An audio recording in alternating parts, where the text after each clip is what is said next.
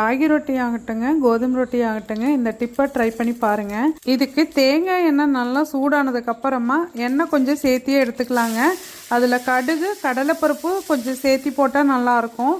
அது நல்லா பொரிஞ்சதுக்கப்புறமா பொடியாக கட் பண்ணி வச்சுருக்கிற பச்சை மிளகாய், பொடியாக கட் பண்ணி வச்சுருக்கிற வெங்காயம் கொஞ்சம் சேர்த்தியே போட்டுக்கலாம். இது போட்டு ஓரளவுக்கு வதங்கினதுக்கப்புறமா நம்ம மாவு சேர்த்தி அதுக்கு தேவையான அளவுக்கு உப்பையும் கொஞ்சம் சீரகத்தையும் போட்டு நல்லா கலக்கிட்டு ஸ்டவ்வை ஆஃப் பண்ணி மூடி வச்சிடலாங்க. இது கொஞ்சம் ஆறுனதுக்கப்புறமா தண்ணி பார்த்து விடணும். தண்ணி விட்டுட்டு அது நம்ம கொஞ்சம் சூடாக இருக்கிறதுனால கை வச்சு பிசைறது கஷ்டம். அதனால் கரண்டியிலேயே நல்லா கலக்கி விட்டுட்டு அதுக்கப்புறம் கையிலையும் பிசைஞ்சிக்கலாங்க. அதுக்கப்புறம் தோசைக்கல் சூடானதுக்கப்புறமா தண்ணியில் தொட்டு அந்த மாவை எடுத்து நல்லா தட்டிக்கலாம். இது 2 பக்கம் பொறுமையாக வேக வச்சு எடுத்தீங்க. நெய் வேணாலும் விட்டு வேக வைக்கலாம். அவ்வளோ சூப்பராக இருக்கும்.